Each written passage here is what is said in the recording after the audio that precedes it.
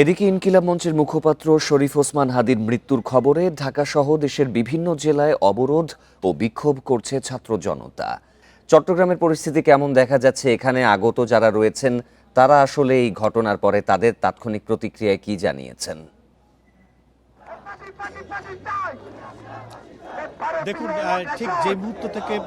ওসমান হাদির মৃত্যুর খবরটি টেলিভিশনে প্রকাশ হয় তারপর থেকে আমরা দেখছি চট্টগ্রামের যে বিপ্লব রয়েছে সেখানে ছাত্র জনতা এক হতে থাকে এবং তারা সেখান থেকে দীর্ঘ পথ পাড়ি দিয়ে চট্টগ্রামের যে খুলশী এলাকা, যেখানে সামান্য কিছু দূরেই এখানে ভারতীয় হাই কমিশনার রয়েছে, ঠিক সেই কার্যালয়ের সামনে তারা এখন অবস্থান নিয়েছেন। এর আগে তারা জিএসের মোড়ে বিক্ষোভ মিছিল করেছে। সেখানেও আমরা দেখছি যে জাকির হোসেন রোড রয়েছে, সেই জাকির হোসেন রোডের একাংশ এখন আসলে তারা বন্ধ করে দিয়েছে এবং সমস্ত গাড়িগুলো একটি পাশ দিয়ে চলাচল করছে।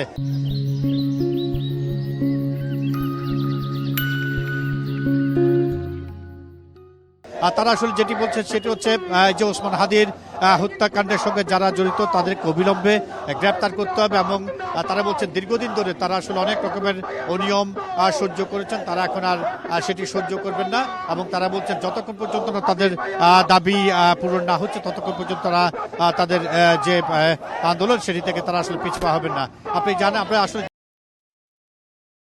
ওসমান হাদির অবস্থা সংকটাপন্ন বলা হচ্ছিল, তখন থেকে আসলে এক ধরনের এরকম একটি পরিস্থিতি তৈরি হতে পারে এমন একটি আশঙ্কা সবাই করছিল। তো আমরা দেখছি এখন থেকে ঘন্টাখানেক আগে থেকেই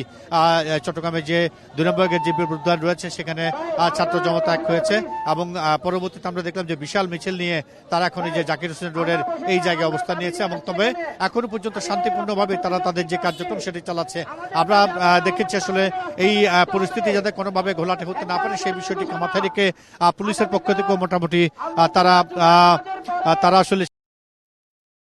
এবং পুলিশের পক্ষ থেকে যেটি বলা হচ্ছে সেটি হচ্ছে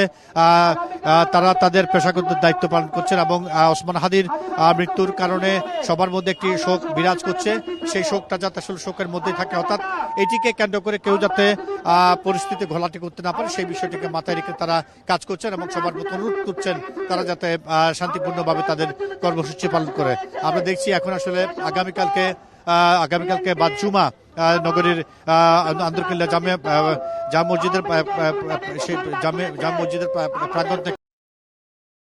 ব্যক্তি ঘোষণা দিচ্ছে এবং সময় যত গড়াচ্ছে ততই আমরা দেখছি রাস্তার এক পাশে যেহেতু মাত্র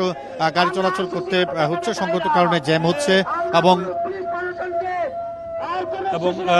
আমরা দেখছি বিভিন্ন জায়গা থেকে যারা এসছেন তারাও একেবারে মরিয়া হয়ে উঠেছেন এবং তারা বলছেন যে এ পর্যন্ত তারা এই যে ৫ই আগস্টের পর থেকে অনেক রকমের অন্যায় তারা সহ্য করেছেন, কিন্তু যে সহ্য করার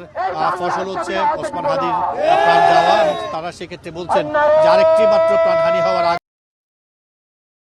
ওইখানে তো আসলে যেটা বলা হচ্ছিল যে শান্তিপূর্ণভাবে তাদের প্রতিবাদ কর্মসূচি পালন করতে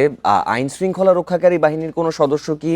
সেই জায়গাতে উপস্থিত হয়েছে কিনা, আগত সবাইকে মানে এখানে পরিস্থিতি যেন অন্যদিকে রূপ না নেয় সেই বিষয়টি ঠিক রাখতে? আমি আসলে সেটি বলছিলাম শুরুর দিকে আইন শৃঙ্খলা বাহিনীতে বেশ সতর্ক অবস্থায় আছে এবং তারা এখানে যারা মিছিল নিয়ে এসেছেন তাদেরকে বোঝানোর চেষ্টা করছেন। তারা বলছেন যাতে ওসমান হাদির মৃত্যুতে তারা যেমন শোকাহত, পুলিশ বলছে তারাও শোকাহত এবং সঙ্গত যে আন্দোলনটা করছেন এই মুহূর্তে যেই কর্মসূচি তারা পালন করছেন সেটি যাতে শান্তিপূর্ণ থাকে সেই আবদারটুকু তারা সেই আবেদনটুকু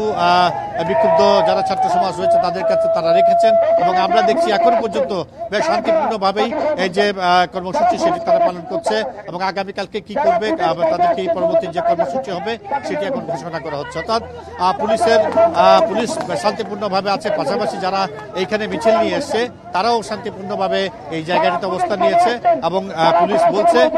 তাদের এখানে যে সমস্ত বিক্ষুব্ধ ছাত্র সমাজ রয়েছে তারা খুব বেশি মারমুখী হবেন না কিংবা কোন রকমের বিশৃঙ্খল পরিস্থিতি তৈরি করবেন না এবং সেই বিষয়টিকে মাথায় রেখে তারা সতর্ক অবস্থানে আছে। মোটামুটি বলা যেতে পারে শান্তিপূর্ণভাবে চট্টগ্রামের এই যে জাকির হোসেন রোডে সেখানে তারা অবস্থান নিয়েছেন, তবে তারা এখানে কতক্ষণ পর্যন্ত থাকবে সেটি আসলে এখন পর্যন্ত বলা যাচ্ছে না। ব্রিটন, আরেকটি বিষয় একটু জানতে চাই। ঢাকাতে আমরা যেমনটি দেখলাম যে ইনকিলাব মঞ্চের পাশাপাশি ছাত্র জনতাও সেই বিক্ষোভে অংশগ্রহণ করেছেন।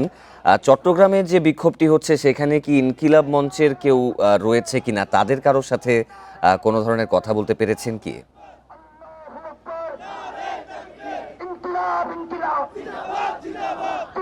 দেখুন, আমরা এখানে আসলে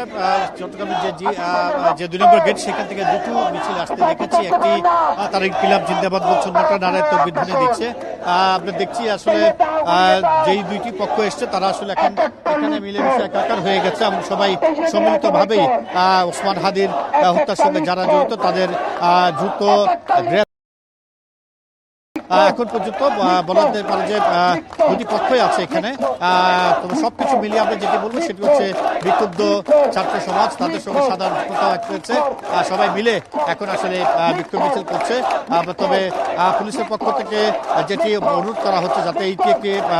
একটি মূল সড়ক, সঙ্গত কারণ এখানে যদি দীর্ঘক্ষণ এটি আটকে রাখা হয় সঙ্গত কারণ এটি আসলে বড় রকমের ট্রাফিক জ্যামের যানজট তৈরি হবে। এবং আমরা দেখছি যে সময় যত গড়াচ্ছে ততই যারা এখানে আন্দোলনকারী তারা তাদের পক্ষ থেকে আগামীকালকে